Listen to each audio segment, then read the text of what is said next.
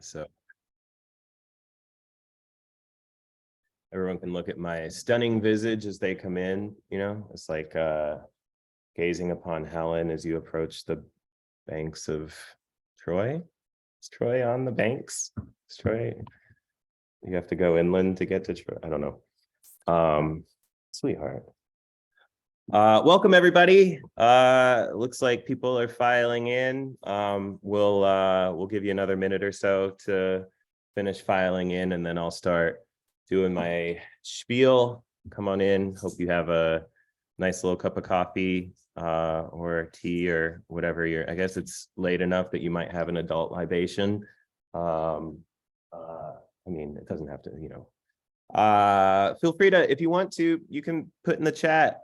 Let's see, we can host. Is the chat open for everybody? Sorry, I guess I should have asked that before. Is the chat open for the audience as well, Guy? And if not, can it be? Oh, sensational. Oh, hey, Prince. It's nice to see you here. Or perceive you here, I guess. Yeah, so maybe if you feel like it, post in the chat where you're joining us from today. That's always a fun thing to see, the different sort of spatial distances that we're crossing with these poems and with these friendly faces. Sunny New Jersey, what's up, Maggie? Maggie has an incredible new book out. Jason Crawford's here. Dobbs Ferry. Wow, so many wonderful, wonderful people, wonderful places. This is great. Yeah. Shout out where you're coming from. Oakland, Iowa. Addie. Look at all these people checking in. This is fantastic. Saskatchewan, New England, Durham. Wonderful. It's wonderful to see you all here, or to perceive you're all being here. We can go ahead and get started with so as to stay on schedule, because we have a deliciously full program for you this evening. Martín, Rick Kearns from Harrisburg, Pennsylvania says, Wepa.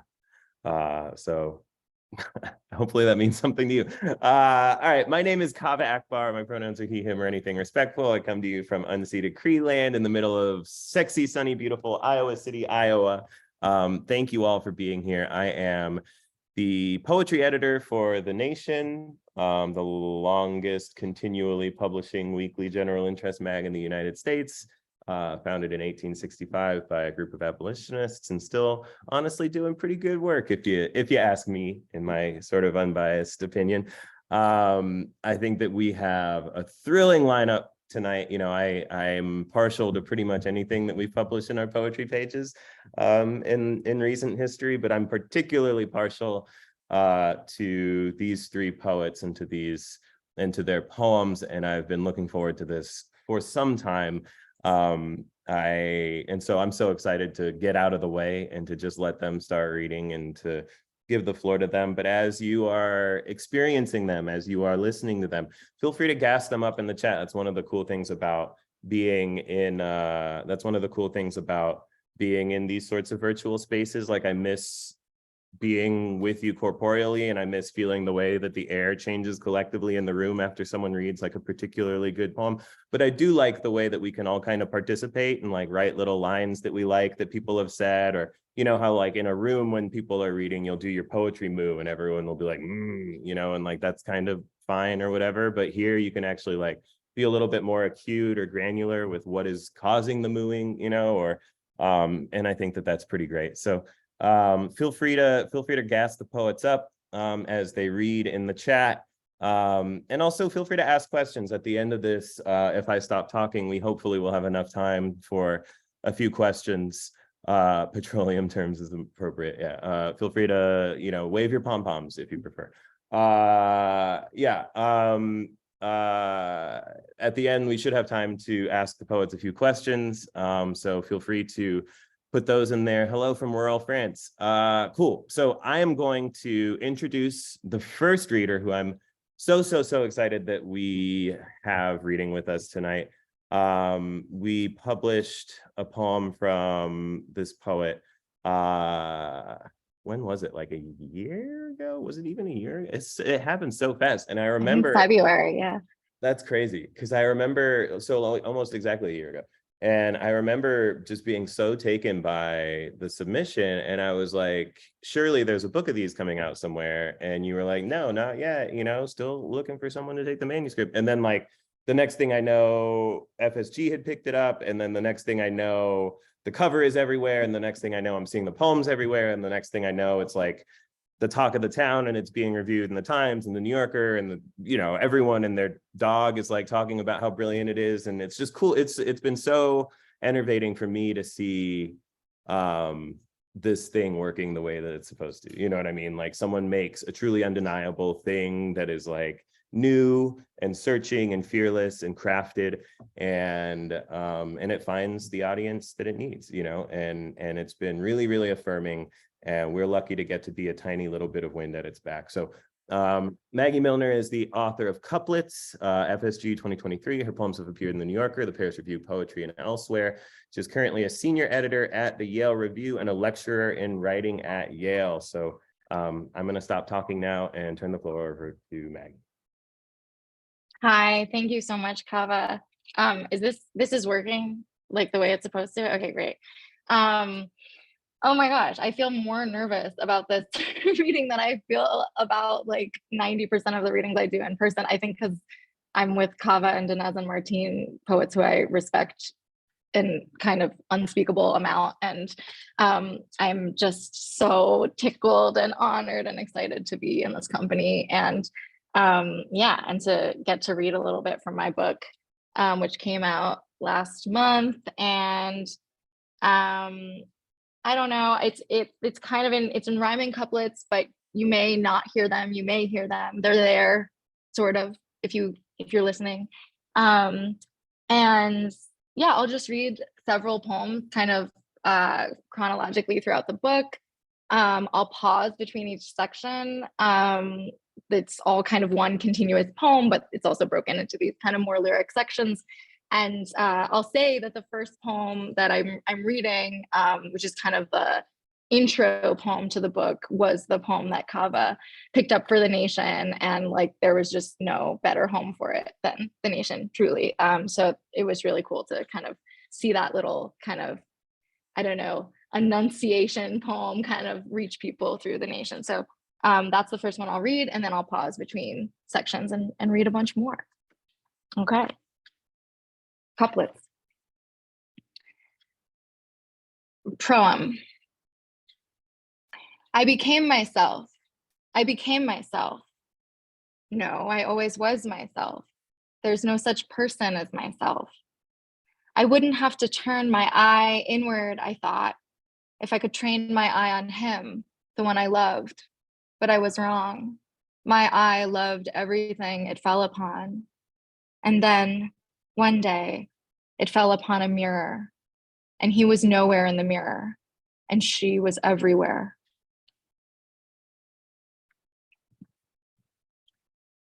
All my life, I've shown up late, but when I do, I compensate for my delay. I laugh and preen and carry on as if I had been present all along. I stayed in utero, for instance, 2 weeks after I was due, then came out so decisively and fast I couldn't breathe. I spent my first night on Earth alone inside a tent flushed full of oxygen, the event from which my dad believes have sprung like fires all my weird anxieties. Mostly I can't see myself at all until I sense in someone else a parallel, like how I only realize what I want at the moment I attain it, my mind, the final part of me to know. I've hurt people I love being so late to my desires. Last year, I met someone I thought I couldn't live without, and in the process lost another without whom I thought I'd die. If I had only realized sooner, etc., etc. But I handled things ineptly, and he left. I didn't die. Instead, I went to therapy and saw the stegosaur uptown, stayed with friends, and drank a lot of tea. Even then, riding the bus to visit my new lover, I was breathless always, early almost never. She found me in the winter at a bar, one of those places in Bed-Stuy, not far from Clinton Hill. A platonic meeting set up by a friend who worked in media and thought we'd get along. I got there first and snatched a booth and started reading Middlemarch, a novel I've been halfway through for almost half my life. When she strode through the door, "Oh shit, I love that book. I've read it 15 times," she said, and asked my favorite scene. I looked down at page 98, open on the table. Maybe when Lydgate first meets Dorothea and Eliot's talking about how the, quote, stealthy convergence of human lots, unquote, when analyzed in retrospect, shows a, quote, slow preparation of effects from one life on another, unquote, I replied. Totally, she said.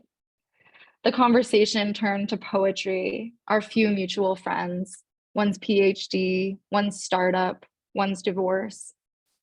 I was too skittish and caught up in my charade to feel charging the space between us like a ray, the knowing gaze of destiny, which Eliot would say stood by sarcastic with our dramatis personae folded in her hand.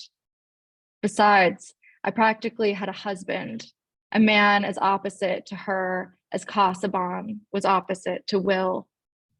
On the A train home, I read that paragraph again, then closed the book and marked the chapter, telling myself that I'd resume it after.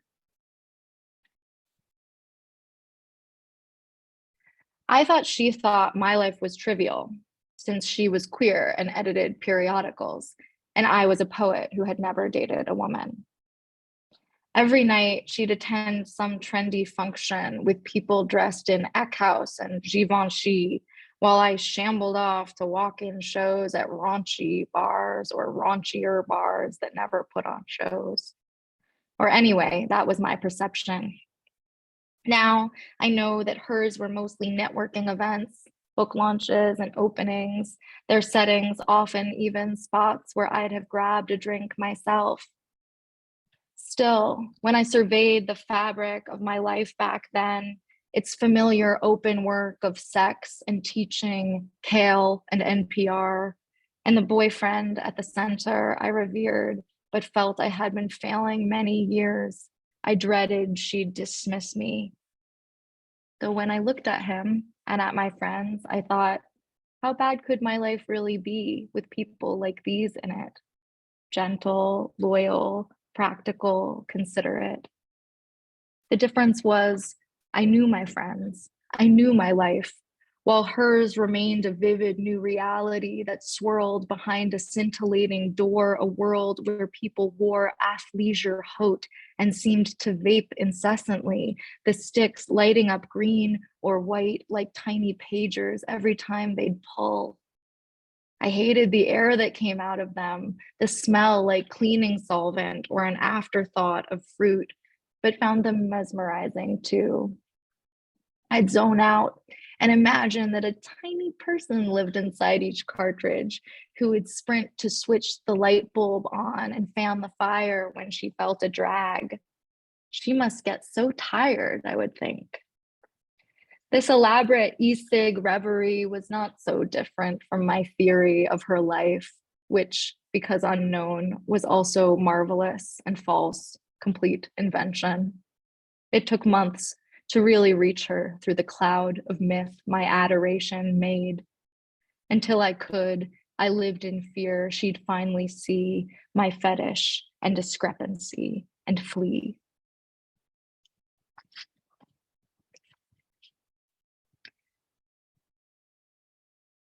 I tried to stay away from her, could not.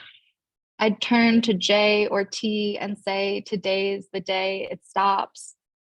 Nothing right should feel this dirty, nothing real this quicksilver and fanged. I kept thinking of that show, My Strange Addiction, which was enjoying a comeback among my peers in those months, despite its cancellation years before conceptual depravity and total exploitation of its cast. Reality TV seemed newly relevant, I guess, as life itself grew ever more fictitious, perpendicular to time. Obsession was a subject that obsessed me, regardless of its object, but I hated watching strangers getting hurt by theirs, doll collecting, surgery, ingesting dirt and glass. There was no joy depicted, just decrepitude, abjection, musty rooms. If I directed one, my show would air the pleasures of compulsion and be named, "Screw it, I'm going to text her," or "Nothing's wrong, you're just in love again," or "True Life, turning 28 in Brooklyn."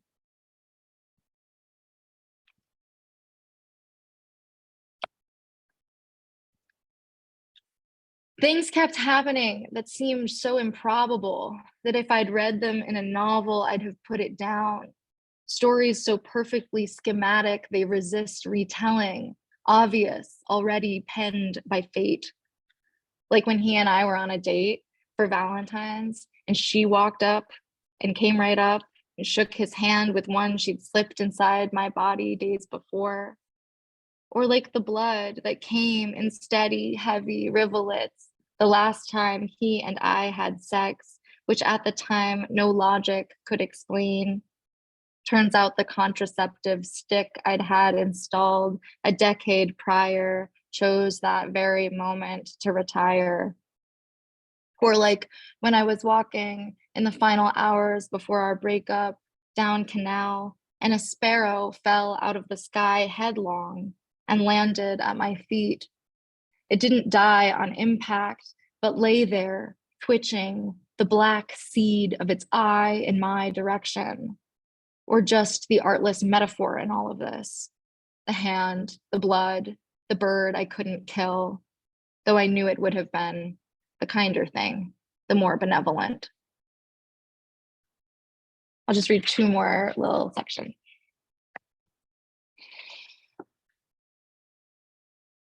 Now and then, I'd get the strange impression that she was me. A stab of phonic recognition would set off a little spasm in my eye.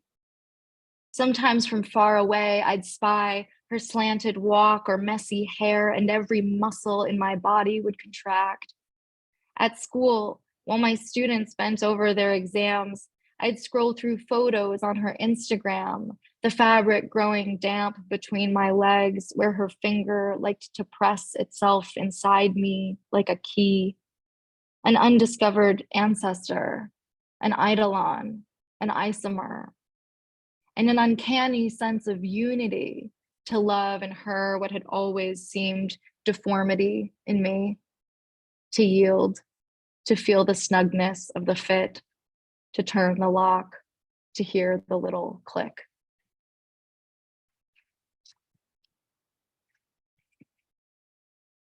Other times, I could feel myself become him. Those tics I'd found most tiresome, his artificial cheer, his trick of going silent in the heat of conflict, or accusing me of being self-indulgent without ever specifying what he meant, suddenly belonged to me, my temper having lifted in our time together some properties of his. His ideas crowded my head as if through an earpiece. His hand's phantom weight guided my own. His scowl in my mirror, and in my microphone, his speech, down to the voice's note of spite, the patronizing diagnosis, the words I'd use to scold her when she told a tasteless joke. It was the same old dialectic I had thought I'd left behind. This is partly why I thought I'd lost my mind. But when she'd start to plunge into depression, as I've often done, curled in bed or prostrate on the ground, listing all the people she'd let down, it was by remembering how he'd soothed me that I soothed her. And when I held her cheek against my cheek, I was drawing from the well of love he filled. So I became, after all, not him exactly, but a kind of conduit between them, a conversation they conducted with my mouth. And when I was not unbelievably sad, I was moved unbelievably to hold inside me both my lovers and to introduce them to each other there in the hollow, just above the heart, among the little folds where the voice starts. Thanks so much, everybody. It's so good. It's the first time I've heard those poems in the air.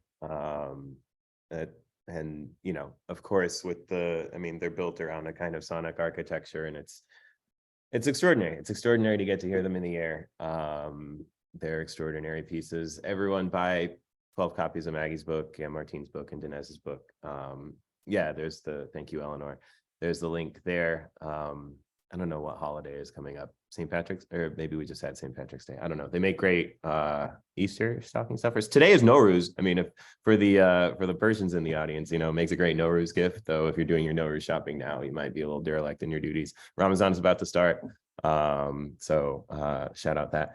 Thank you so much, Maggie. That was extraordinary. Up next, we have one of my very favorite living poets who really needs no introduction, but I'm going to give them one anyways.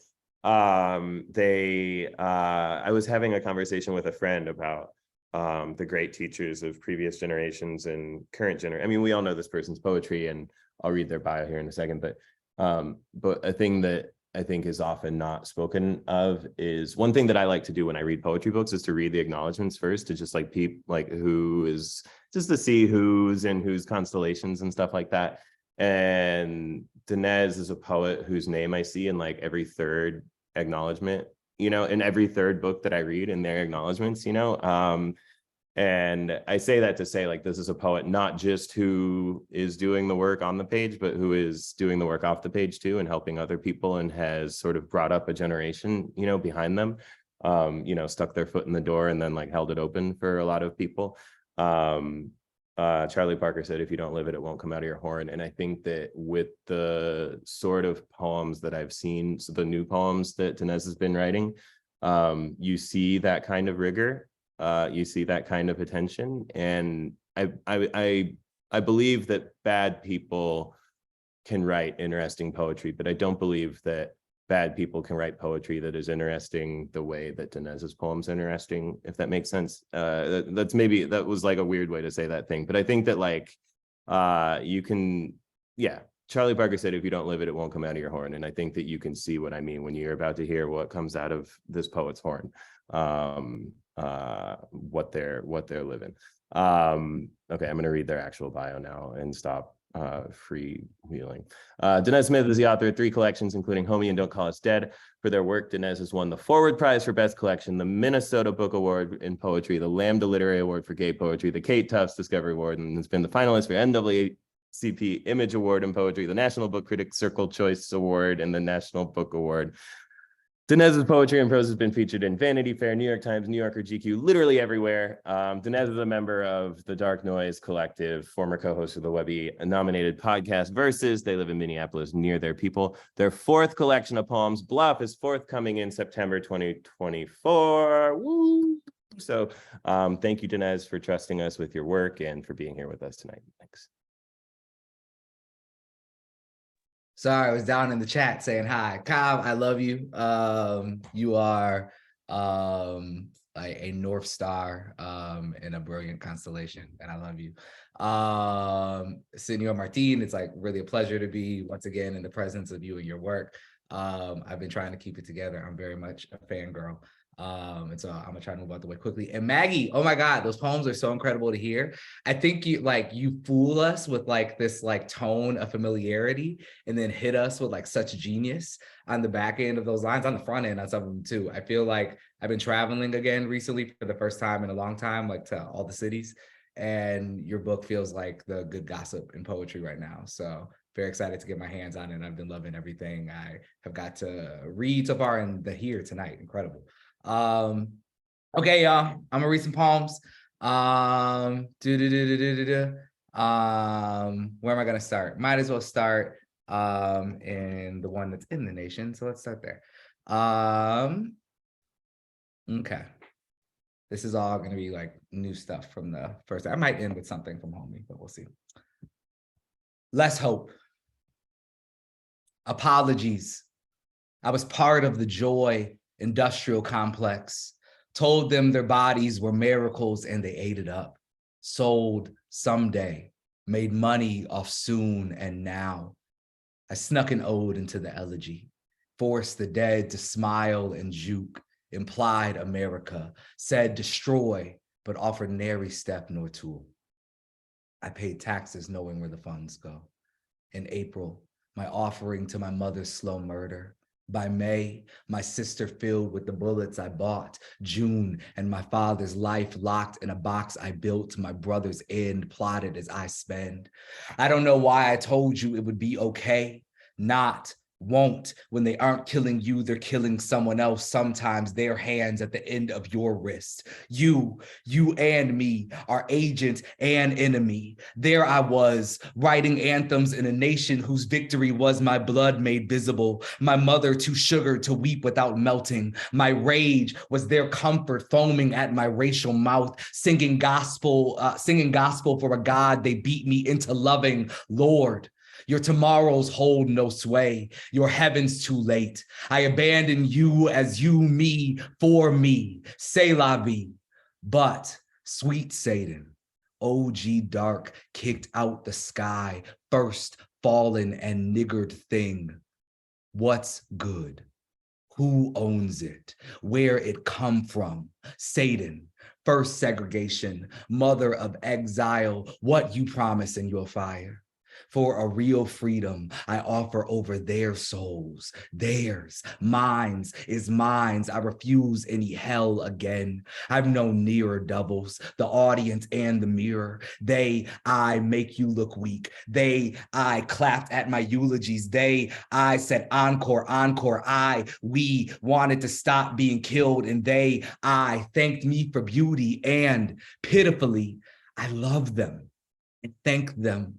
I took the awards and cashed the checks. I did the one about the boy when requested traded their names for followers. In lieu of action, I wrote a book, edited my war cries down to prayers. Oh devil, they gave me God and gave me clout. They took my poems and took my blades. Satan, like you did for God, I sang for my enemy, who was my God. I gave it my best. I bowed, even smiled.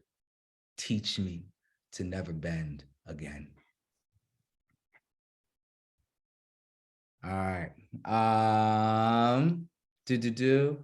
Now we're gonna jump forward a little bit. You know that little bar that helps you like look in your own document? Wow. Whoever did this really was thinking about writers.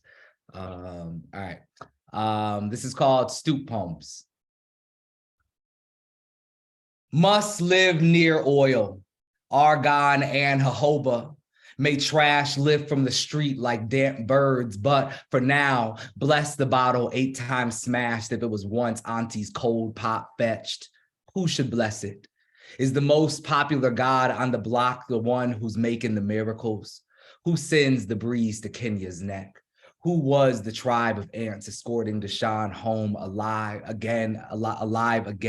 Who kept someone's son from seeing your son and seeing his mother's rent? The kicks you overtime for him.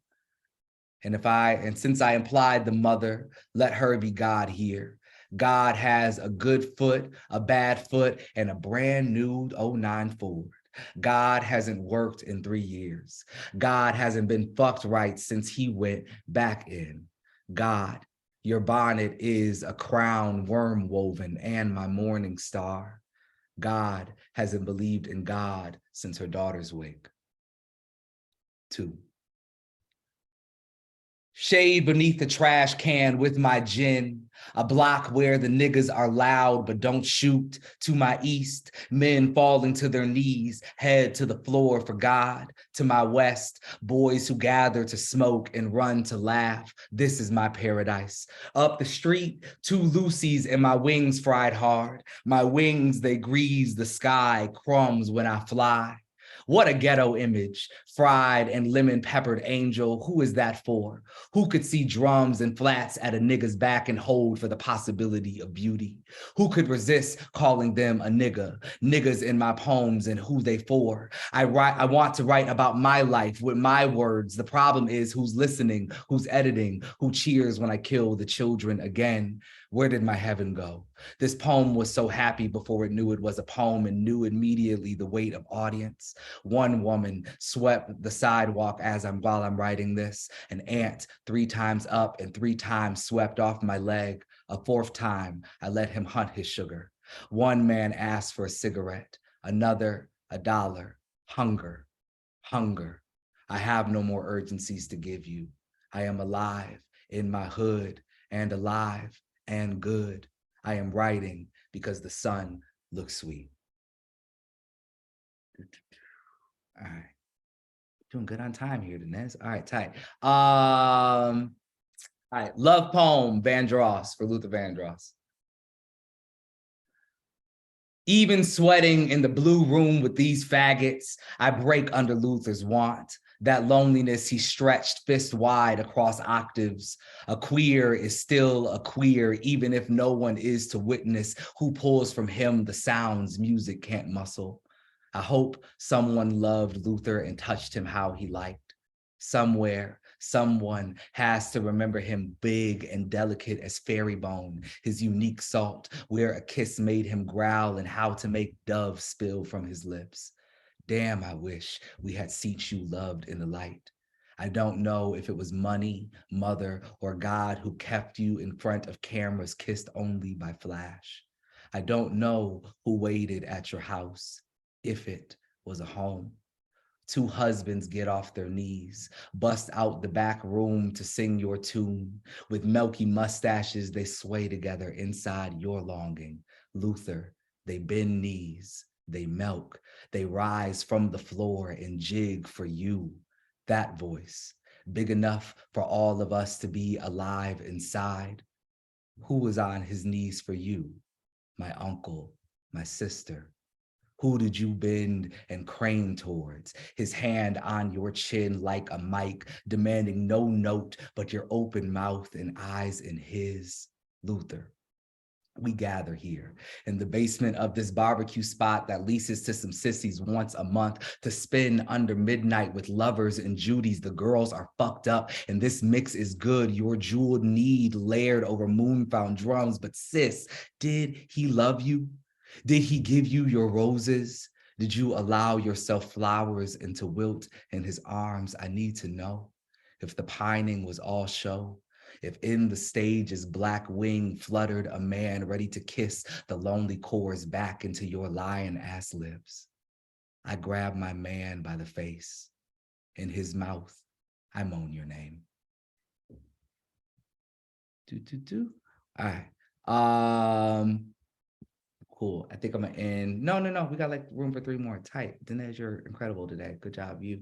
All right. Denver. This poem is called Denver. The go-go dancers are angels humming the shadows, even baseless, dark buzzing, the fluttering dark around them. The weed is good. This high up, it's still not heaven, but we spend the day in clouds playing. Could we live here? Surveying the bar, forecasting memories, poppers between the could-be's and ifs. And I know, even though it's still America, it's not mine. I don't know this place's sins, ignorant as a man new to heaven, ready to rest, expecting his mother instead issued a robe and put in his place before instructed to sing forever.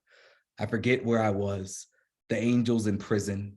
With you, I'm almost free. The weed is great. Every land has and will its elegies. I've seen too much to see heaven. I could write mine anywhere. With you, I'm free not to have a mind. We can move anywhere and the world would find us. I could die anywhere. I tie my life to you. Bring the dark. I hear humming. Angels, angels, angels. Sioux Falls. Where the water crashes into the quartzite. I love you.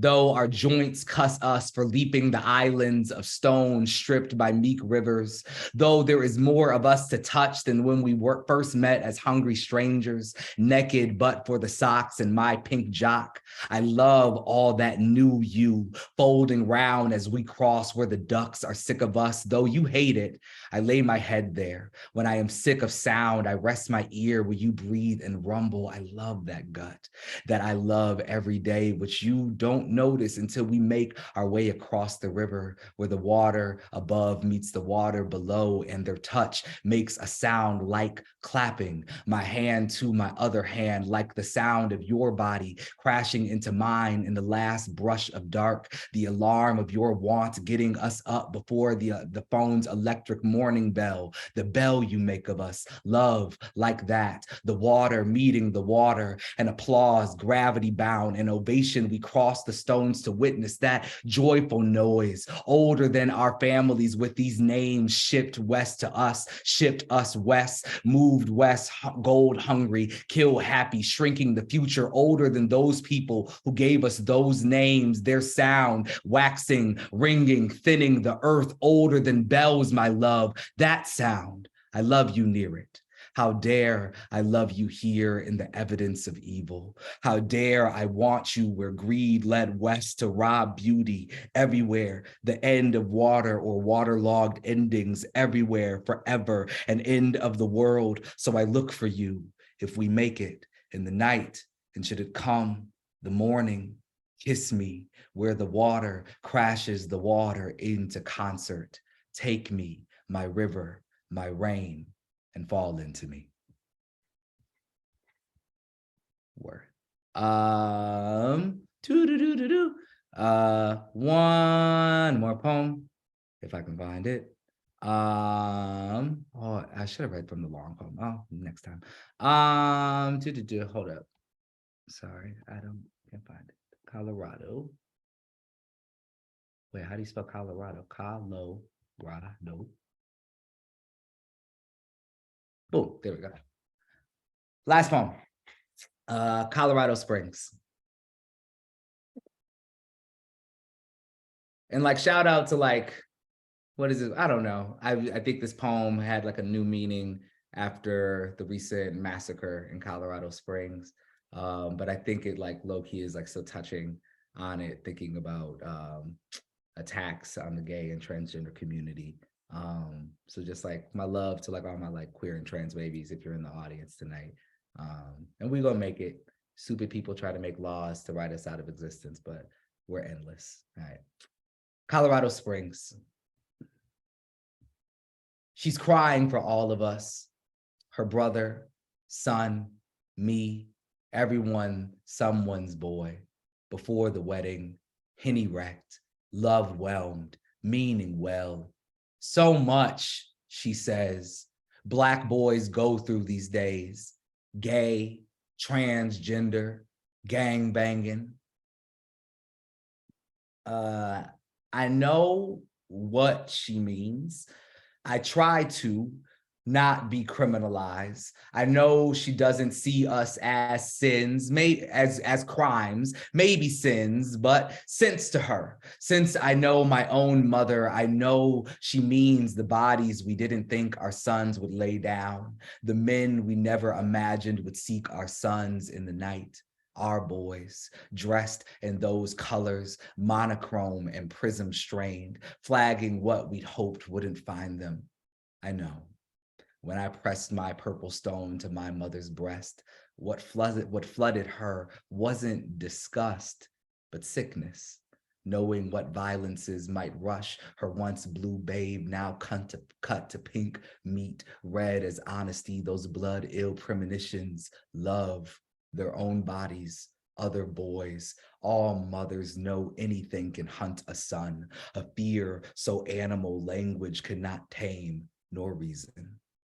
Later, before the wedding, in the woods at the mountain's feet, love points to a mushroom that looks like a coin. It do.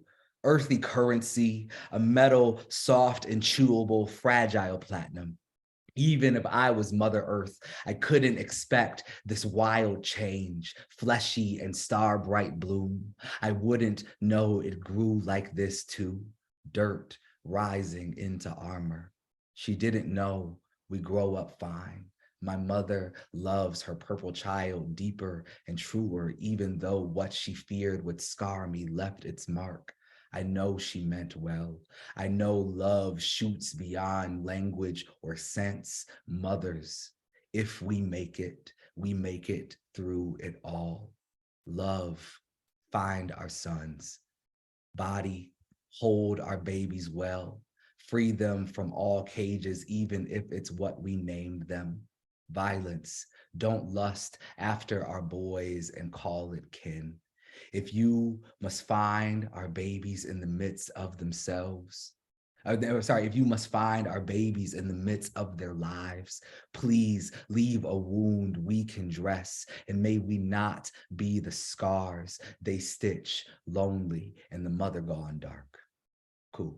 That's my time. One last thing. I saw Chandler. I think you're in this chat right now. Chandler is one of my mentees. It was just their birthday. So if we could all just like maybe in the chat say happy birthday, Chandler, that would make me very happy. Happy birthday, Chandler. I hope 19 is going to treat you very, very well. And I'll see you in workshop tomorrow. All right. Thanks, y'all. Happy birthday, Chandler. Thank you so much, Danez. That was extraordinary. Thank you for, I sometimes think about, I was just in Colorado yesterday morning, and I was talking to a group of poets about who said that some of them were talking about how they didn't understand poetry or whatever. And I was like, you've been to a poetry reading where someone reads and the air just feels palpably different, and that's poetry. You know what I mean? The air around you feels different now than it did 2 minutes ago, and that's certainly true here in Iowa City. All right, thank you so much. I think that we're usually pretty good about like letting everyone leave. I know that people have babysitters and the like, but maybe we'll go like 10 minutes or so past tonight, because I don't want to cut Martín short, and I definitely want to hear everything that he is willing to grace us with, and also I want you all to have an opportunity to ask maybe 1 or 2 questions. So please be thinking about those and putting them in the chat. I'm so profoundly honored to be able to introduce Martín Espada, who needs no introduction, as all of you know, absolutely needs no introduction, but I'm going to give him one anyways, because that's why I'm here.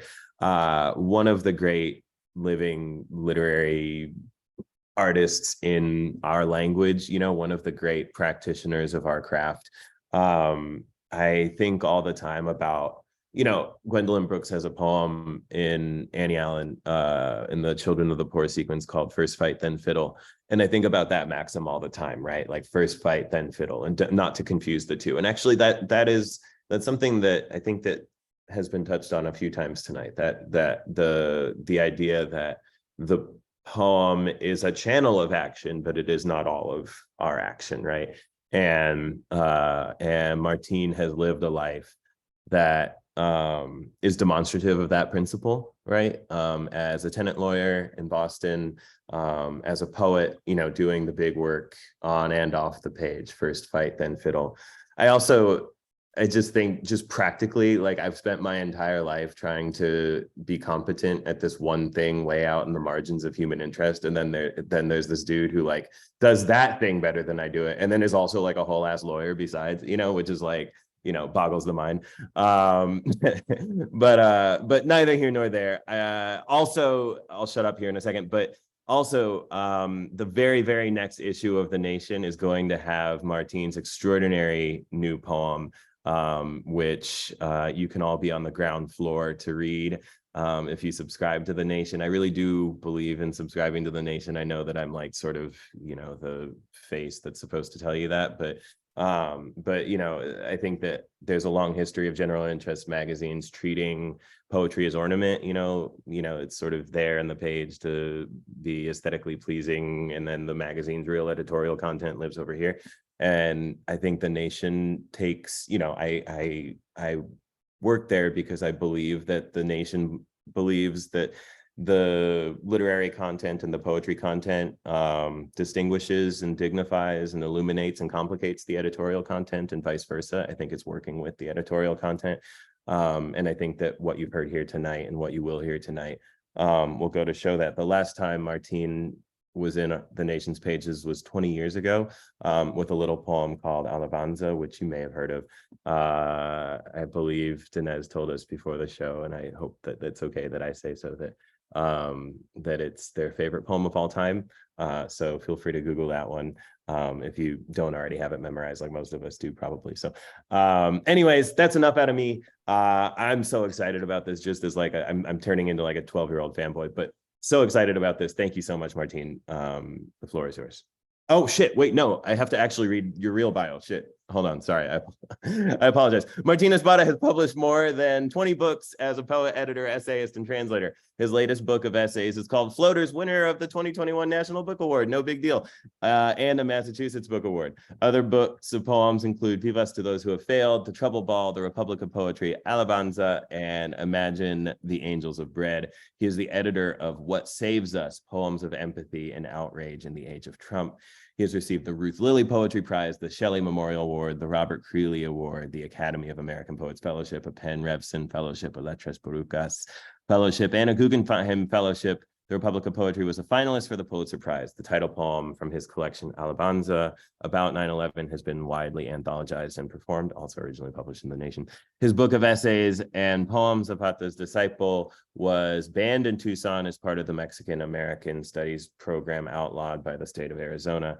A former tenant lawyer in Greater Boston, Espada is a professor of English at the University of Massachusetts Amherst. Okay, without further ado.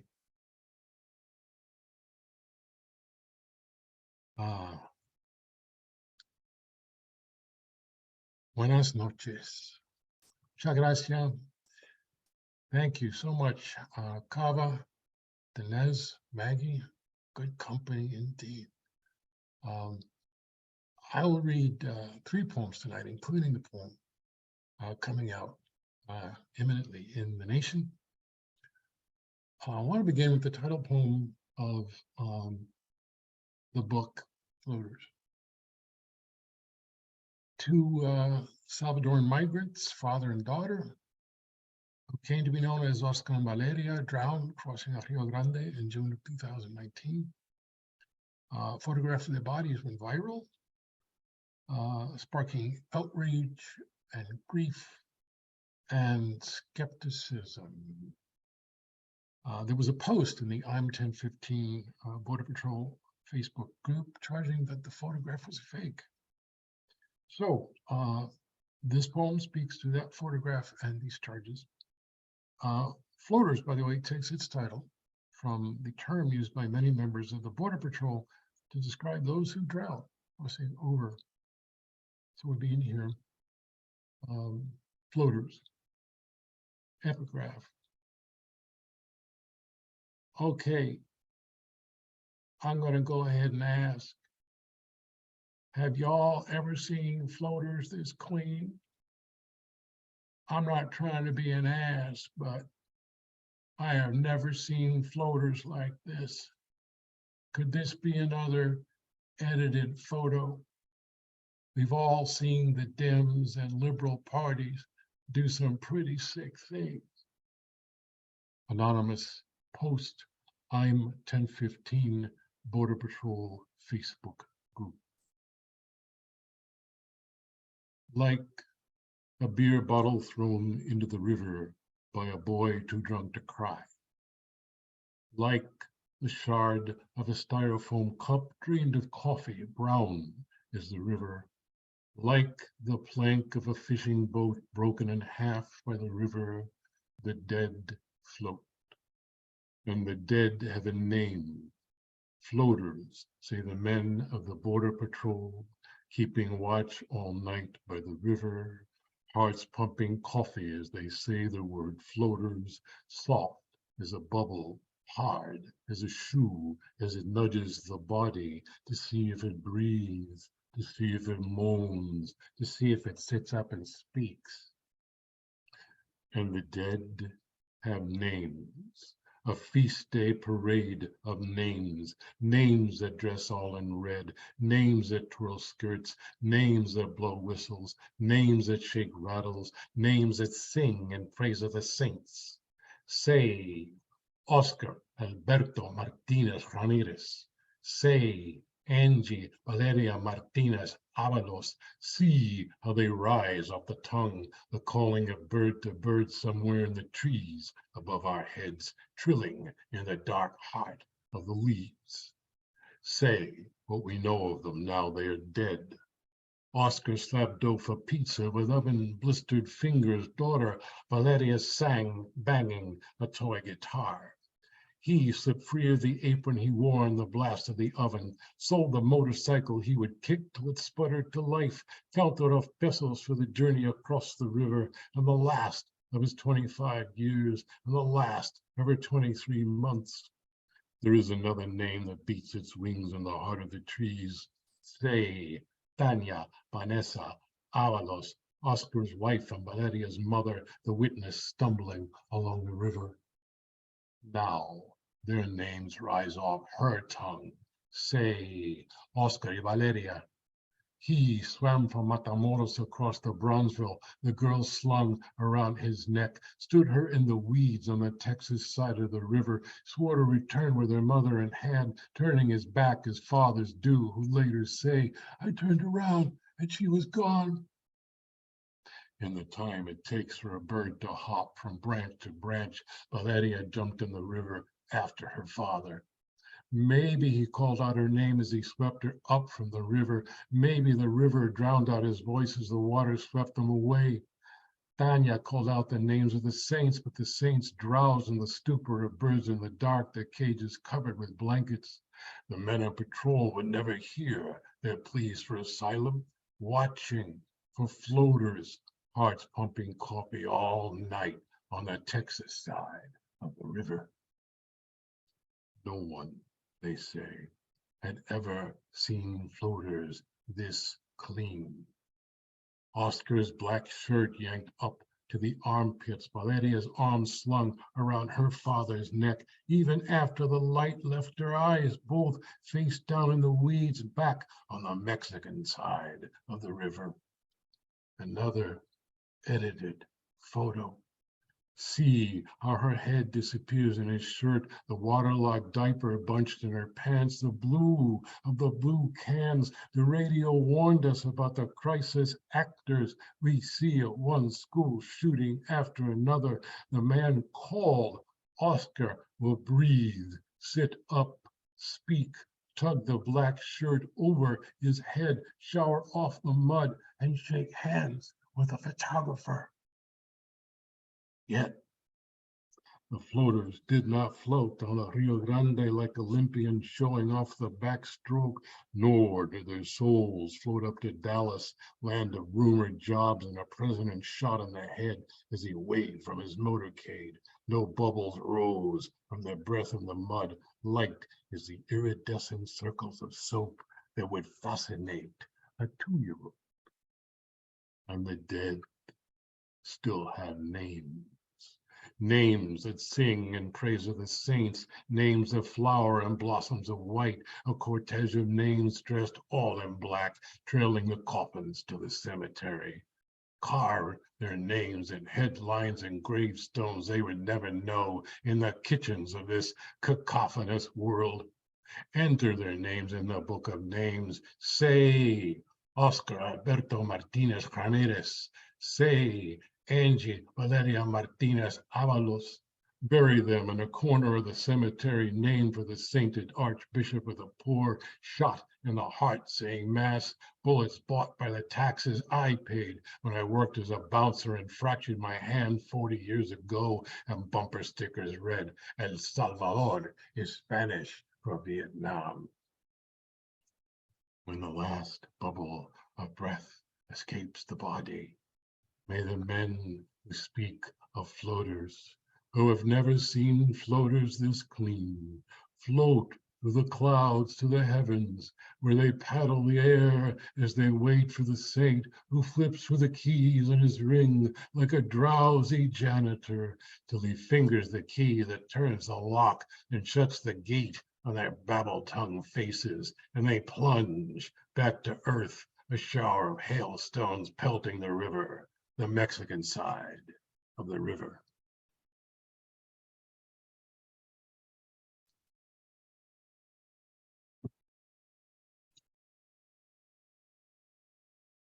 Well, 30 years ago, I was indeed a tenant lawyer with Su Clínica Legal, legal services program for low-income Spanish-speaking tenants in Chelsea, Massachusetts, across the Tobin Bridge from Boston. My clients came from Puerto Rico, Dominican Republic, El Salvador, Guatemala. So an urban climate crisis, people without heat in the winter. This is the poem coming out in the nation. The city wears a coat to bed.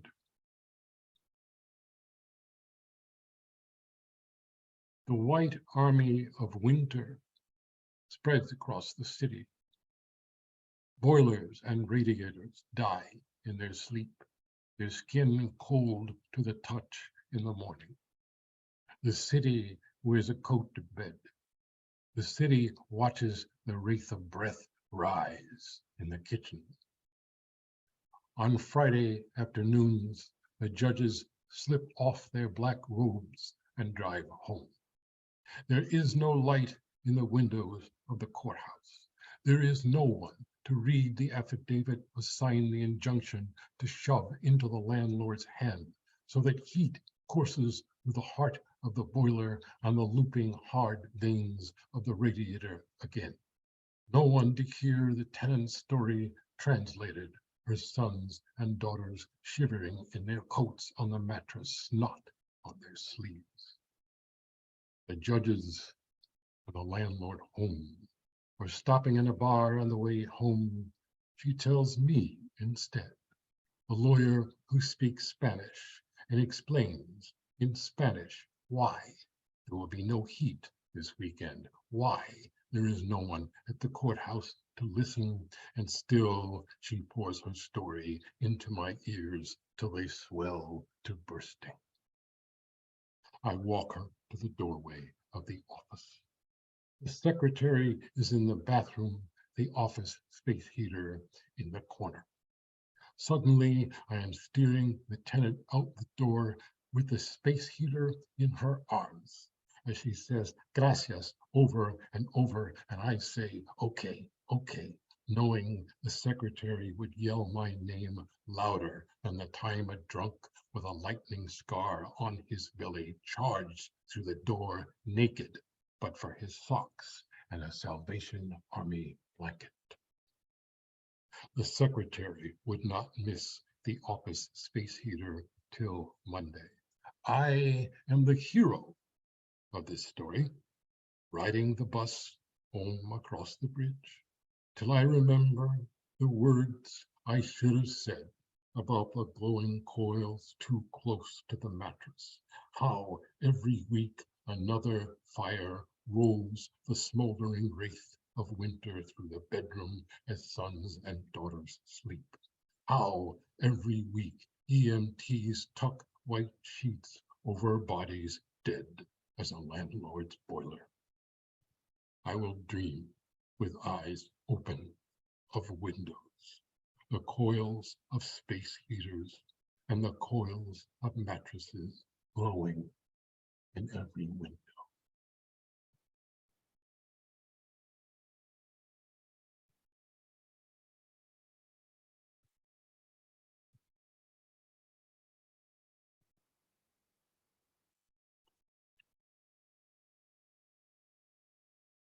And I'll finish with this poem. My father, Francisco Luis Espada, Frank Espada, was born in the mountain town of Utuado, Puerto Rico in 1930 and died in Pacifica, California in 2002. When Hurricane Maria hit Puerto Rico, I saw Utuado everywhere on TV, internet, headlines. As John Lee Anderson put it, Utuado had become, quote, a byword for the island's devastation, and more than 4,000 people. I started talking to my father, who had died 3 years before. Actually, I started talking to his ashes in a box, and that was the genesis of this book. Letter to my father, October 2017. You once said, my reward for this life will be 1,000 pounds of dirt shoveled in my face. You're wrong.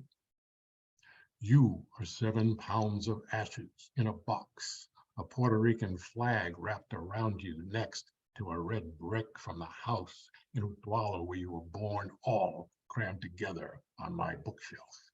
You taught me there is no God, no life after this life, so I know you're not watching me type this letter over my shoulder. When I was a boy, you were God. I watched from the 7th floor of the projects as you walked down into the street to stop a public execution. A big man caught a small man stealing his car, and everyone in Brooklyn heard the car alarm wail of the condemned. He's killing me. But a word from you, the executioner's hand slipped from the hair of the thief. The kid was high, was all you said when you came back to us. When I was a boy and you were God, we flew to Puerto Rico. You said, my grandfather was the mayor of Utuado. His name was Buenaventura.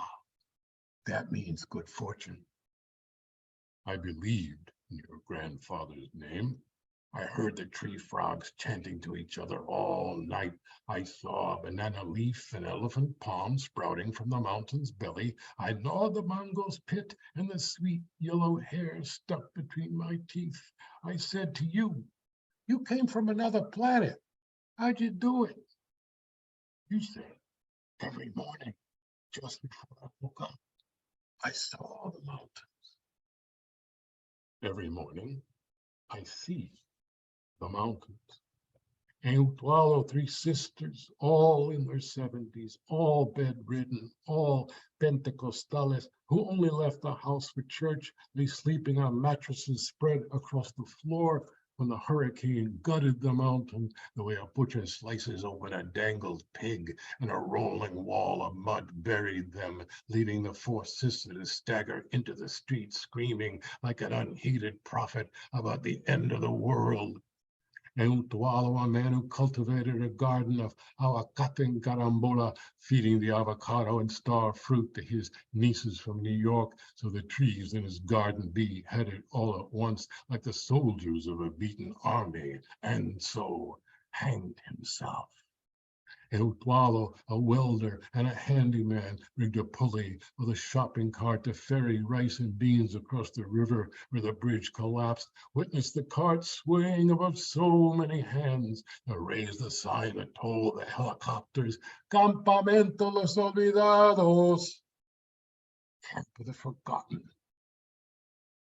Los Olvidados wait 7 hours in line for a government meal of Skittles and Vienna sausage, or a tart to cover the bones of a house with no roof as the fungus grows on their skin from sleeping on mattresses drenched with the spit of the hurricane.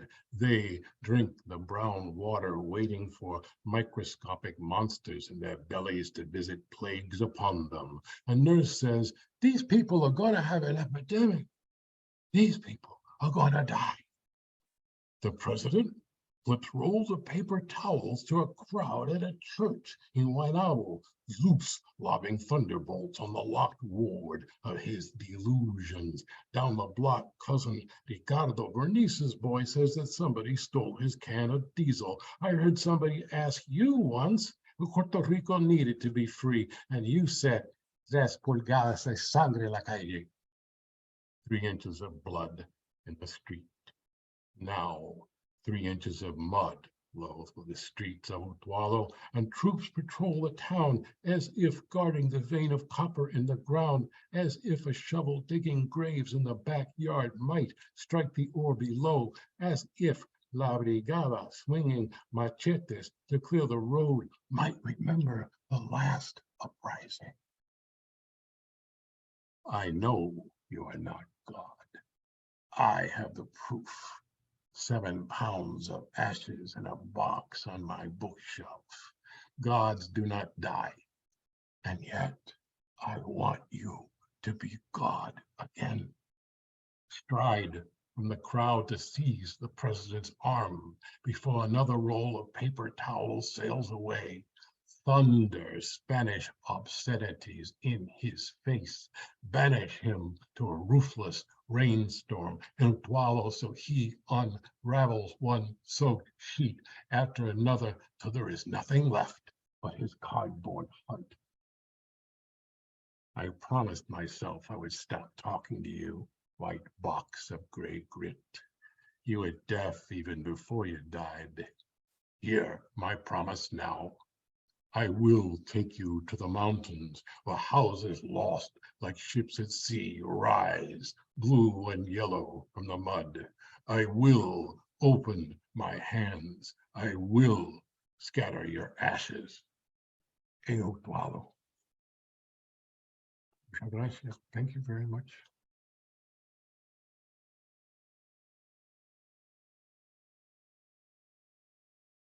I